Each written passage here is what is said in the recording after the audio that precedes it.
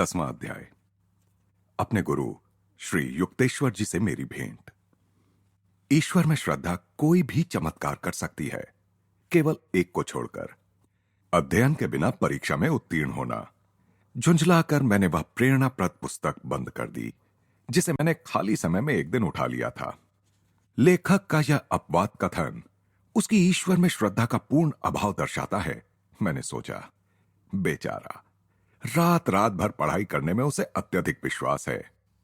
मैंने पिताजी को वचन दे रखा था कि मैं अपनी हाई स्कूल की पढ़ाई पूर्ण करूंगा। मैं परिश्रमी विद्यार्थी होने का दावा नहीं कर सकता। महीने पर महीने बीतते गए थे, पर मैं क्लासरूम में कम और कोलकाता के स्नान घाटों के आसपास सुनसान जगहों पर अधिक होता था। उन घाटों के पास स्थित श्मशान, जो रात में और भी अधिक भयावह बन जाते हैं, योगी को अत्यंत आकर्षित करते हैं। जिसे अमर तत्व की खोज करनी हो, उसे कतिपय अनलंकृत नरकपालों को देखकर विचलित नहीं होना चाहिए। विभिन्न प्रकार की अस्थियों से व्याप्त उस विषादालय में मानवीय अपूर्णता उजागर होती है। इस प्रकार मेरा रात्रि जागरण विद्यार्थियों के रात्रि जागरण से भिन्न प्रकार का था। हिंदू हाई स्कूल की वार्षिक परीक्षा का सप्ताह तेजी से निकट आ रहा था। परीक्षा का यह समय भी भूत प्रेतों से युक्त उन श्मशानों की तरह ही एक सुपरिचित दहशत मन में उत्पन्न करता है। फिर भी मेरा मन शांत था। भूत पिशाचों के क्षेत्र में जा जाकर मैं एक ऐसे ज्ञान को खोदकर निकाल रहा था जो स्कूली कक्षाओं में कभी नहीं मिल सकता। परंतु मेरे पास स्वामी प्रणवानंद जी का कौशल नहीं था, जो एक ही समय में 2 स्थानों पर आसानी से उपस्थित हो सकते थे। मेरा तर्क, जो कि अफसोस अनेक लोगों को कुतर्क लगता है, यह था कि प्रभु मेरी दुविधा को समझकर मुझे उससे उबार लेंगे। विपत्तियों से तत्क्षण उबारने के ईश्वर के हजारों स्पष्टीकरणातीत कारनामों से भक्त के मन में ऐसी तर्क शून्यता आ जाती है। अरे मुकुंद, आजकल तो तुम्हारे दर्शन ही नहीं होते। एक दिन अपराह्न गढ़पार रोड पर मेरी ही कक्षा के एक सहपाठी से अचानक भेंट हुई तो उसने मुझसे कहा, ओह नंतू, लगता है स्कूल में मेरी अनुपस्थिति ने मुझे निश्चित तौर पर कठिन परिस्थिति में डाल दिया है। मैंने उसकी स्नेहपूर्ण दृष्टि के आगे अपने हृदय का भार हल्का किया।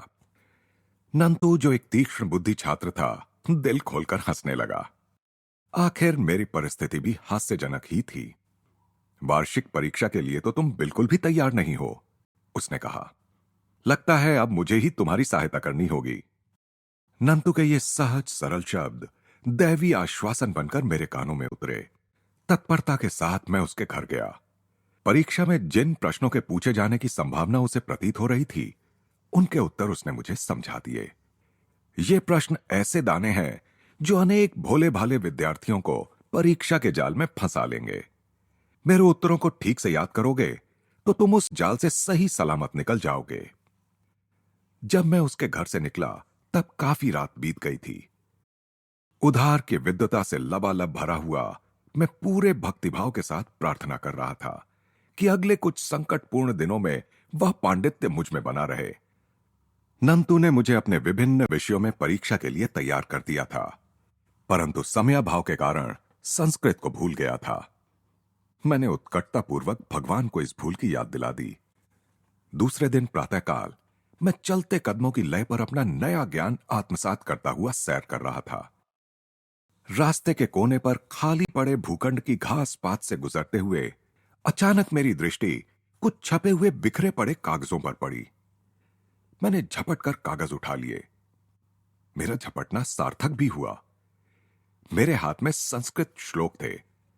उनका अर्थ लगाने के अपने लड़खड़ाते प्रयासों में सहायता के लिए मैंने एक पंडित को पकड़ा। उनकी मधुर वाणी ने वातावरण को उस प्राचीन भाषा के निनादी मधुर सौंदर्य से भर दिया। इन असामान्य श्लोकों को सीखकर संस्कृत की तुम्हारी परीक्षा में कोई सहायता नहीं हो सकती। पंडित ने उन श्लोकों को निश्चय पूर्वक मेरे लिए बेकार ठहराया, परंतु उन श्लोकों का अर्थ जानने के कारण ही दूसरे दिन मैं संस्कृत की परीक्षा में पास हो सका। नंतू ने अपनी दूरदृष्टि से जो सहायता मुझे दी थी, उसके कारण मुझे अपने अन्य सभी विषयों में भी उत्तीर्ण अंक मिल गए। पिताजी खुश हुए कि मैंने हाई स्कूल की पढ़ाई पूरी करने का अपना वचन निभाया था। मेरी कृतज्ञता ईश्वर के चरणों में समर्पित हुई। मैं जानता था कि केवल उनकी प्रेरणा के कारण ही मैं नंतू के घर पहुंचा था, और कूड़े से भरे भूखंड के अप्रचलित मार्ग से भी उन्हीं की प्रेरणा से गया था। उन्होंने अपनी लीला करते हुए मुझे उबारने की अपनी यथा समय योजना की दोहरी अभिव्यक्ति प्रदर्शित की थी। निरर्थक मानकर रख दी हुई उस पुस्तक पर मेरी दृष्टि पड़ी जिसके लेखक ने परीक्षा भवन में ईश्वर की महत्ता को अपर्याप्त माना था। मेरे मन में उठे इस विचार पर मैं अपनी हंसी नहीं रोक पाया। यदि मैं इस लेखक को बता दूं कि मृतदेहों के अवशेषों के बीच बैठकर ईश्वर का ध्यान करना हाई स्कूल परीक्षा पास करने का सहज उपाय है, तो उसकी उलझनें और अधिक बढ़ जाएंगी। नई प्रतिष्ठा से गौरवान्वित होकर अब मैं खुले रूप से घर छोड़ने की योजना बनाने लगा।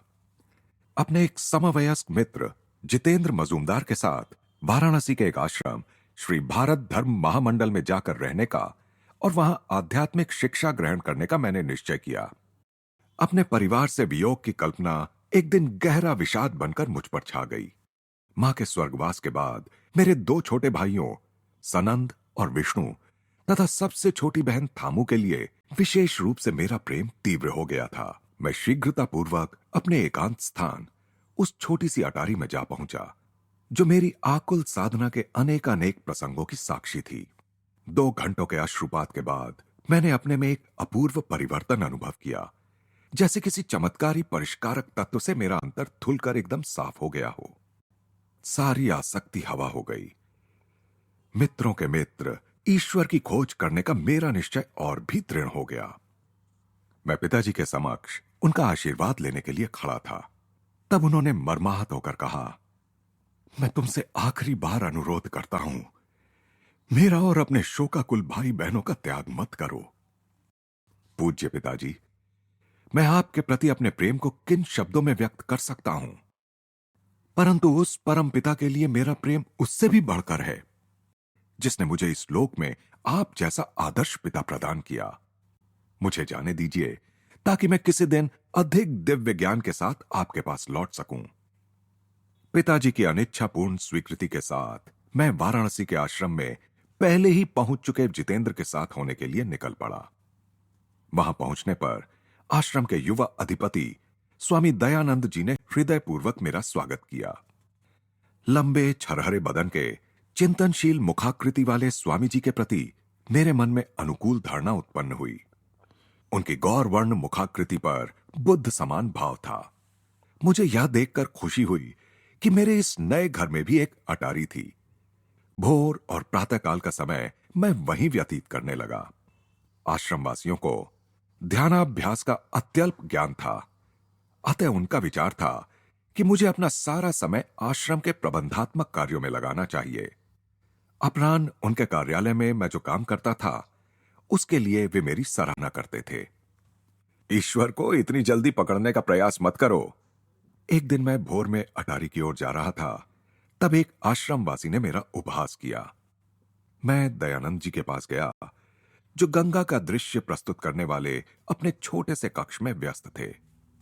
स्वामी जी, मेरी समझ में नहीं आ रहा है कि यहां मुझसे क्या अपेक्षा की जाती है।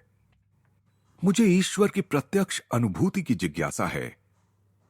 ईश्वर के अतिरिक्त मैं किसी और चीज से संतुष्ट नहीं हो सकता। ना अच्छे कार्यों के साथ जुड़ने से, ना उनके सिद्धांत से, ना उन्हें करने से।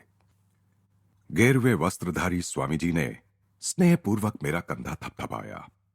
निकट ही खड़े कुछ शिष्यों को नकली फटकार लगाते हुए उन्होंने कहा, मुकुंद को परेशान मत करो, हमारे तौर तरीके वह सीख लेगा। मैंने शिष्टतापूर्वक अपना संदेह भीतर ही दबा लिया। शिष्यगण कक्ष से बाहर चले गए। डांट का उन पर कोई प्रभाव दृष्टिगोचर नहीं हो रहा था। दयानंद जी को अब मुझसे कुछ कहना था। मुकुंद, मैं देख रहा हूं कि तुम्हारे पिताजी तुम्हें नियमित रूप से पैसे भेजते हैं। वह पैसे उन्हें लौटा दो। यहां तुम्हें किसी पैसे की आवश्यकता नहीं। यहां तुम्हारे नियम पालन में दूसरी बात भोजन से संबंधित है। तुम कितने ही भूखे क्यों ना हो, उसके विषय में कभी किसी से मत कहो। मेरी आंखों में क्षुधार्तता प्रकट हो रही थी या नहीं मैं नहीं जानता, लेकिन इतना अवश्य जानता था कि मुझे भूख लगी हुई थी। आश्रम में दिन के प्रथम भोजन का नियत समय 12 बजे का था। अपने घर में प्रातः 9 बजे ही भरपेट नाश्ता करने का मैं आदी था। 3 घंटों का यह अंतर मुझे दिन पर दिन अधिकाधिक लंबा प्रतीत होने लगा। कोलकाता के वे दिन अब चले गए थे जब 10 मिनट की देरी के लिए भी मैं रसोइये पर बरस पड़ता था। अब मैं अपनी भूख को नियंत्रित करने की चेष्टा करने लगा। मैंने 24 घंटे का उपवास पूरा किया। दुगने चाव और उत्कंठा के साथ मैं दूसरे दिन के मध्याह्न की प्रतीक्षा करने लगा। दयानंद जी की ट्रेन विलंब से चल रही है, उनके आने तक भोजन नहीं होगा। जितेंद्र ने आकर यह दारुण वार्ता मुझे सुनाई। 2 सप्ताहों तक बाहर रहे स्वामी जी के स्वागत सम्मान में अनेक स्वादिष्ट व्यंजन बनाकर तैयार रखे हुए थे। उनकी भूख बढ़ाने वाली सुगंध से वातावरण भर गया था। निगलने के लिए और कुछ भी ना मिल पाने पर अब मैं बीते हुए कल के उपवास के दंभ के अतिरिक्त और निगल ही क्या सकता था। हे प्रभु, कुछ ऐसा करो कि ट्रेन जल्दी आ जाए। मैंने सोचा, किसी के पास भूख का जिक्र न करने की जो निषेधाज्ञा दयानंद जी ने मुझे दे रखी थी, उसमें अवश्य ही वह परमदाता तो शामिल नहीं होगा। परंतु उस परमदाता का ध्यान भी उस समय कहीं और था। घड़ी मंथर गति से घंटों पर घंटे दर्शाती गई। जब हमारे प्रमुख महाराज ने मुख्य द्वार से प्रवेश किया, तब अंधेरा छा रहा था। मैंने आनंदातिरेक के साथ उनका अभिवादन किया। दयानंद जी अब स्नान करेंगे, तत्पश्चात ध्यान करेंगे और तब जाकर भोजन परोसा जाएगा। जितेंद्र किसी अपशकुन सूचक पक्षी की तरह फिर मेरे पास आ गया था। मैं लगभग गिरने जैसा हो गया। निराहार रहना मेरे युवा उदर के लिए नया अनुभव था।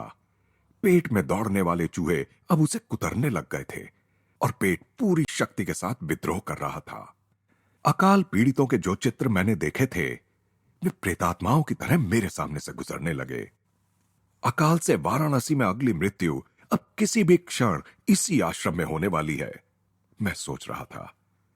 संभावित मृत्यु 9 बजे टल गई। खाने का बुलावा जैसे साक्षात स्वर्गीय भोज का निमंत्रण बनकर आया। उस रात का भोजन मेरी स्मृति में जीवन के सबसे सार्थक अवसरों में से एक बनकर स्पष्ट रूप से बैठ गया है। भोजन में प्रगाढ़ तल्लीनता भी मुझे यह देखने से नहीं रोक पाई कि दयानंद जी का मन खाने में नहीं था। वे स्पष्टतः मेरी स्थूल सुखानुभूतियों से ऊपर थे। स्वामी जी, क्या आपको भूख नहीं लगी थी? पेट फटने तक खाकर तृप्ति का सुख अनुभव करता हुआ मैं उनके काम करने के कमरे में उनके साथ अकेला था। हां, भूख तो अवश्य लगी थी, उन्होंने कहा। पिछले 4 दिनों से मैंने कुछ भी खाया पिया नहीं था। मैं ट्रेन में कभी कुछ नहीं खाता, क्योंकि वहां का वातावरण संसारी लोगों के विविध प्रकार के स्पंदनों से भरा रहता है। मेरे संप्रदाय के सन्यासियों के लिए निर्धारित सारे शास्त्रीय नियमों का मैं कड़ाई से पालन करता हूं। आश्रम की कुछ समस्याएं मेरे मन पर छाई हुई थीं, इसीलिए आज रात भोजन में मेरा मन नहीं था। जल्दी भी क्या है, कल मैं ठीक से भोजन करने का ध्यान रखूंगा। वे हंस पड़े। लज्जा के मारे मेरा दम घुटने लगा। परंतु कल की यंत्रणा को आसानी से भुला भी तो नहीं दिया जा सकता था। मैंने और एक बात कहने का साहस किया। स्वामी जी, आपके आदेश से मैं उलझन में पड़ गया हूं। कल्पना कीजिए कि मैं कभी खाना ना मांगू और कोई अपने आप मुझे खाना ना दे, तब तो मैं भूख से मर ही जाऊंगा। तब मरो। इस भयंकर उपदेश ने जैसे वातावरण में विस्फोट कर दिया। यदि मरना ही पड़ा तो मर जाओ मुकुंद। कभी भी यह मत मानो कि तुम भगवान की शक्ति से नहीं, अन्न की शक्ति से जीवित रहते हो। जिसने भरण पोषण के सब प्रकारों का सृजन किया है, जिसने भूख दी है, वह भगवान अपने भक्तों का भरण पोषण भी अवश्य करेगा। कभी यह कल्पना भी मत करना कि तुम चावल से जीवित हो, या रुपया पैसा या लोग तुम्हारा पालन पोषण करते हैं। यदि प्रभु तुम्हारी प्राण शक्ति को वापस ले लें, तो क्या इनमें से कोई तुम्हारी सहायता कर सकेगा? यह सब तो उस भगवान के ही साधन मात्र हैं। क्या इसमें तुम्हारा कोई अपना कर्तृत्व है कि अन्न का तुम्हारे पेट में पाचन होता है? विवेक की तलवार का उपयोग करो मुकुंद। माध्यम की जंजीरों को काट दो और उस सब के पीछे विद्यमान परम कारण को पहचानो। उनके भेदक शब्द मुझे अपनी किसी गहरी मज्जा में उतरते प्रतीत हुए। प्राचीन काल से चली आ रही वह भ्रांति तहस नहस हो गई, जिसके कारण शरीर के आदेश आत्मा को झुका देते थे। वहीं उसी क्षण मैंने परमात्मा की सर्व समर्थता का रसास्वादन किया। आगे के मेरे अविराम भ्रमणशील जीवन में कितने ही अपरिचित शहरों में वाराणसी के उस आश्रम में प्राप्त उपदेश की उपयोगिता को सिद्ध करने के कितने ही अवसर आए। कोलकाता से अपने साथ लाई हुई मेरी एकमात्र निधि थी साधु का वह चांदी का ताबीज, जो मां ने मेरे लिए रख छोड़ा था। वर्षों तक संभाल कर रखते हुए अब मैंने उसे आश्रम में अपने कमरे में सावधानी पूर्वक छुपा कर रखा था। ताबीज रूपी प्रमाण को देखकर मुझे होने वाले आनंद को फिर से ताजा करने के लिए मैंने एक दिन प्रातः उस बंद डिबिया को खोला। सीलबंद लिफाफा तो जैसा का वैसा था, परंतु आश्चर्य, तावीज गायब था। शोकाकुल होकर मैंने हर संदेह को मिटाने के लिए लिफाफा फाड़ कर देखा। साधु की भविष्यवाणी के अनुसार जिस शून्य से साधु ने उसे आमंत्रित किया था, उसी शून्य में वह वापस चला गया था। दयानंद जी के शिष्यों के साथ मेरे संबंध क्रमशः अधिकाधिक बिगड़ते चले गए। मेरी दृढ़ उदासीनता से चिढ़कर सारे आश्रमवासी मुझसे दूर होते चले गए। जिस आदर्श के लिए मैंने अपने घर को और अपनी सारी लौकिक आशा आकांक्षाओं को छोड़ दिया था, उस आदर्श का ध्यान करने की मेरी दृढ़ नियम निष्ठा पर चारों ओर से छिछली तानाकशी होने लगी। दारुण आत्मिक दुख से व्यथित होकर एक दिन भोर में ही मैंने यह निश्चय कर अटारी में प्रवेश किया कि जब तक उत्तर नहीं मिलेगा तब तक मैं प्रार्थना करता ही जाऊंगा। हे करुणामयी जगन्माते, या तो तुम स्वयं ही दिव्य दर्शनों के माध्यम से मुझे सिखाओ, या फिर जिसके माध्यम से सिखाओगी उस गुरु को भेज दो। कई घंटे बीत गए, पर सुबक सुबक कर की जा रही मेरी प्रार्थनाओं का कोई उत्तर नहीं आया। अचानक मुझे ऐसा लगा मानो मैं सशरीर ऊपर उठता हुआ असीम महाशून्य में पहुंच गया हूं। इस महाशून्य में मानो सब तरफ से, पर न जाने कहां से एक दिव्य नारी स्वर गूंजा, तुम्हारे गुरु आ जाएंगे।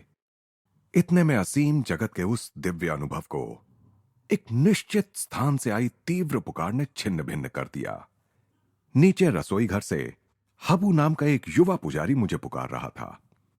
मुकुंद, बहुत हो गया ध्यान, जहां एक काम पर तुम्हें जाना है। कोई दूसरा दिन होता तो मैंने पलटकर जवाब दे दिया होता, परंतु अब मैंने अपना अश्रुसिक्त रो रो कर सूजा हुआ चेहरा पोंछा और चुपचाप उसके पास चल दिया। हबू और मैं वाराणसी में हमारे आश्रम से दूर स्थित बंगाली टोले के बाजार में जाने के लिए निकले। हम बाजार में सामान खरीद रहे थे। सूर्य तप तो रहा था, पर अभी मध्याह्न नहीं हुआ था, इसलिए उसने अपना उग्र रूप अभी धारण नहीं किया था। हम दोनों गृहिणियों, गाइडों, पंडे पुरोहितों, सादे वस्त्र धारण कर रखी विधवाओं, सम्माननीय ब्राह्मणों और वाराणसी में सर्वत्र विचरणशील सांडों की रंग बिरंगी भीड़ में से रास्ता निकालते जा रहे थे। हम आगे आगे बढ़ते ही जा रहे थे कि मैंने अपनी गर्दन घुमाकर एक आसानी से ध्यान में भी ना आने वाली संकरी गली की ओर देखा। गली के छोर पर स्वामियों का गेरुआ परिधान धारण किए एक महापुरुष निश्चल खड़े थे। उन पर दृष्टि पड़ते ही मुझे ऐसा लगा मानो युग युगांतर से मैं उन्हें जानता था। एक क्षण के लिए मेरी प्यासी आंखों ने उनका लोलुपता से पान किया, परंतु फिर मन में संशय जाग उठा। मेरा मन कहने लगा, इस परिव्राजक सन्यासी का चेहरा तुम्हारे किसी परिचित से शायद मिलता जुलता है। स्वप्नदर्शी, चलते चलो। 10 मिनट पश्चात मेरे पांव सुन्न हो गए। ऐसा लगा जैसे दोनों पांव पत्थर बन गए हों और अब मेरा भार आगे ढोने में असमर्थ हो गए हों। बड़े परिश्रम से मैं पीछे की ओर मुड़ा। तुरंत दोनों पांव स्वाभाविक अवस्था में आ गए। फिर पीछे मुड़ने पर पुनः वही विचित्र भारीपन लौट आया। वह महापुरुष मुझे चुंबकीय ढंग से अपनी ओर खींच रहे हैं। इस विचार के मन में आते ही मैंने अपने थैले हबू के हाथ में थमा दिए। वह आश्चर्य से मेरे पांवों का नाच देख रहा था। अब वह खिलखिलाकर हंस पड़ा। तुम्हें क्या तकलीफ है? पागल तो नहीं हो गए हो? मेरे मन में तुमुल मचा रही भावना के कारण मैंने कोई उत्तर नहीं दिया और चुपचाप तेजी से चल दिया। मैं ऐसे वापस चला जैसे मुझे पंख लग गए हों और शीघ्र ही उस गली में जा पहुंचा। उस ओर दृष्टि उठाते ही मैंने देखा कि वह शांत मूर्ति स्थिर दृष्टि से मेरी ही दिशा में देख रही थी। कुछ ही उत्कंठापूर्ण कदम मैंने उठाए तो सीधे उनके चरणों में पहुंच गया। गुरुदेव! यह दिव्य चेहरा वही था जिसे मैंने 1000 बार दिव्य दर्शनों में देखा था। नुकीली दाढ़ी और लहराते केशों से सज्जित, सिंह समान मस्तक में स्थित उन शांत तेजस्वी नेत्रों ने प्रायः मेरे रात्रिकालीन विशृंखल ध्यान के धुंधलेपन से ऐसे झांक कर देखा था जैसे उनमें कोई आश्वासन झलक रहा हो जिसे मैं पूरी तरह समझ नहीं पाता था। हो मेरे प्रिय, तुम मेरे पास आ गए। आनंद कंपित स्वर में मेरे गुरु बंगाली भाषा में बार बार यह कह रहे थे। कितने वर्षों से मैं तुम्हारी प्रतीक्षा कर रहा था। निशब्दता की एकता में हम दोनों एक हो गए। शब्दों का प्रयोजन निकृष्टतम प्रतीत होने लगा। कायल करने वाला संवाद गुरु के हृदय से शब्द रहित सांत्वना बनकर शिष्य के हृदय में समाता चला गया। अपने अंतर्मन में मैं निर्विवाद रूप से जान गया कि मेरे गुरु ईश्वर को जानते हैं और मुझे ईश्वर तक पहुंचा सकते हैं। इस जीवन का अंधकार पूर्व जीवन की स्मृतियों के मधुर अरुणोदय में अदृश्य हो गया। रोमांचक समय, भूत, वर्तमान और भविष्य काल चक्र पर चक्राकार घूमते दृश्य हैं। सूर्य इन पवित्र चरणों में मुझे पहली बार नहीं देख रहा था। मेरा हाथ पकड़कर मेरे गुरु मुझे काशी के राणा महल क्षेत्र में स्थित अपने डेरे पर ले गए। उनका बलवान शरीर दृढ़ कदमों से आगे बढ़ता था। इस समय उनकी आयु लगभग 55 वर्ष की थी, परंतु उनकी लंबी और सीधी देह में युवकों की सी चपलता और कार्यक्षमता थी। उनकी काली विशाल सुंदर आंखों में अथाह ज्ञान का तेज था।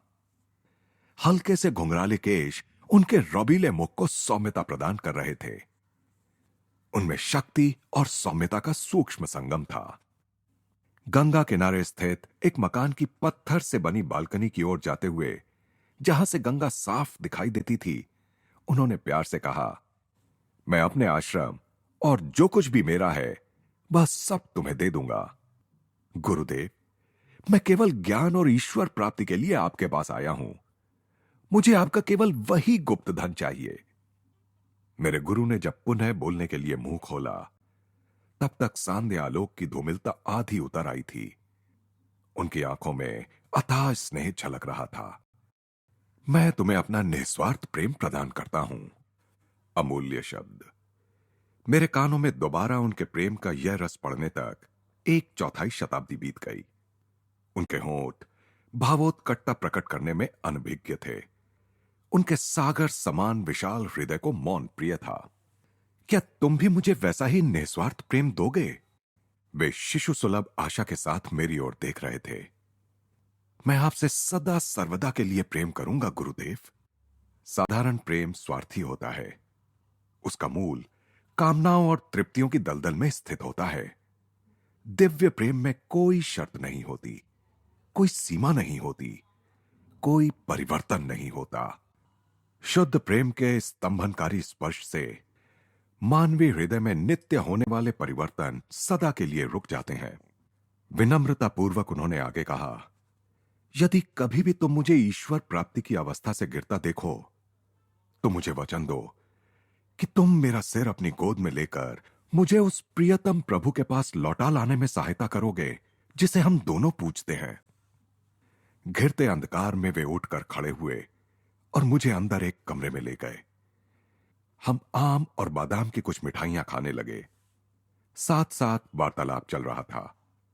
अपने वार्तालाप में उन्होंने बिना किसी आलोचनात्मक रुख के सहज भाव से मेरे स्वभाव का गहरा ज्ञान व्यक्त किया। उनकी अंतर्जात विनम्रता और अगाध ज्ञान के प्रताप को देखकर मैं विस्मय विभोर हो गया। अपने तावीज के लिए दुख मत करो, उसका उद्देश्य पूरा हो चुका है। किसी दैवी दर्पण की भांति मेरे गुरु ने स्पष्टतः मेरे संपूर्ण जीवन के प्रतिबिंब को देख लिया था।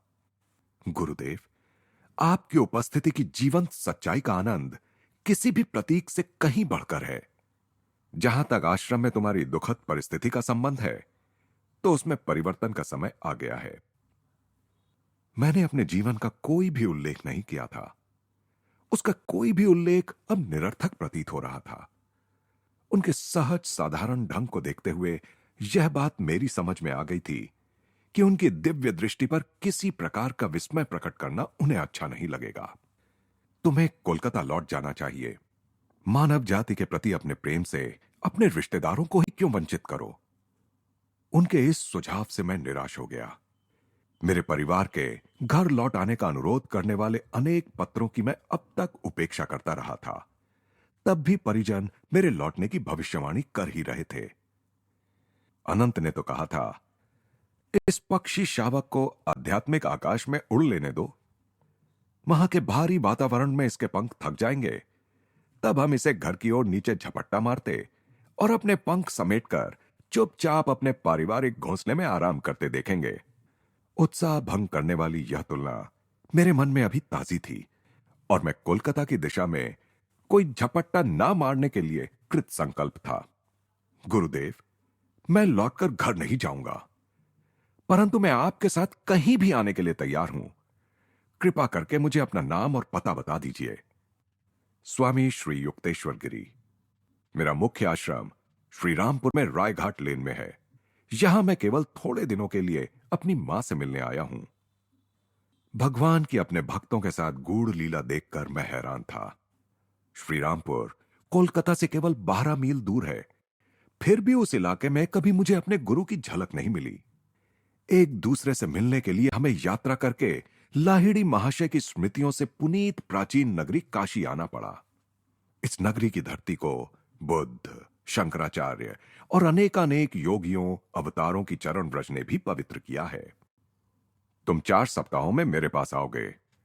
श्री युक्तेश्वर के स्वर में पहली बार कठोरता आ गई थी। अब जबकि मैंने तुम्हें अपने चिरंतन प्रेम के बारे में बता दिया है और तुम्हें पाने पर अपना हर्ष प्रकट कर दिया है, तो तुम मेरे अनुरोध की अवहेलना करने पर तुले हुए हो। अगली बार जब हम मिलेंगे, तब तुम्हें अपने में मेरी रुचि को पुनः जागृत करना पड़ेगा। मैं आसानी से तुम्हें शिष्य रूप में स्वीकार नहीं करूंगा। मेरी कठोर शिक्षा के आज्ञा पालन द्वारा तुम्हें संपूर्ण समर्पण करना होगा। मैं दुराग्रह पूर्वक चुप रहा। मेरे गुरु ने शीघ्र ही मेरी समस्या को पहचान लिया। तुम समझते हो कि तुम्हारे रिश्तेदार तुम पर हंसेंगे। मैं लौटकर नहीं जाऊंगा। तुम 30 दिन में लौट जाओगे। कदापि नहीं। इस वाद विवाद से उत्पन्न तनाव में कोई कमी नहीं आई। मैंने उनके चरणों में आदर पूर्वक प्रणाम किया और वहां से चल दिया। अर्धरात्रि के अंधकार में आश्रम की ओर चलता हुआ मैं सोचता जा रहा था कि हमारी इस अद्भुत भेंट का अंत इतना बेसुरा क्यों हुआ। माया का तराजू प्रत्येक आनंद के साथ समतुल्य दुख भी तौल देता है। मेरा किशोर हृदय अभी मेरे गुरु की रूपांतरकारी अंगुलियों के लिए पर्याप्त रूप से मुलायम नहीं बना था। दूसरे दिन सुबह मैंने देखा कि आश्रम वासियों का मेरे प्रति द्वेष भाव और भी अधिक बढ़ गया है। वे नित्य अशिष्टताओं से मुझे दिन भर सताने लगे। इसी प्रकार 3 सप्ताह बीत गए। फिर दयानंद जी एक सम्मेलन में भाग लेने के लिए मुंबई चले गए। मुझ अभागे के सिर पर जैसे पहाड़ टूट पड़ा। मुकुंद परजीवी है। आश्रम की सुविधाओं का तो लाभ उठा रहा है, पर बदले में आश्रम के लिए कुछ नहीं करता। एक दिन मुझ पर चल रही यह टीका टिप्पणी मेरे कानों में पड़ी तो पहली बार मुझे खेद हुआ कि मैंने सारा पैसा पिताजी को वापस भेज देने के आदेश को मान लिया था। भारी हृदय से मैं अपने एकमात्र मित्र जितेंद्र के पास जा पहुंचा। मैं आश्रम छोड़कर जा रहा हूं। जब दयानंद जी लौट आए तो उनके चरणों में मेरा प्रणाम कहकर मेरी ओर से क्षमा मांग लेना। मैं भी यह आश्रम छोड़कर आ रहा हूं। यहां मेरे ध्यान करने के प्रयासों पर प्रतिक्रिया का हाल भी तुम्हारे जैसा ही है। जितेंद्र निश्चय पूर्वक बोल रहा था। मैं एक ईश्वर प्राप्त संत से मिला हूं। चलो हम उनके पास श्रीरामपुर चलते हैं। और इस प्रकार पक्षी कोलकाता के संकटजनक रूप से निकट नीचे झपटने की तैयारी कर रहा था।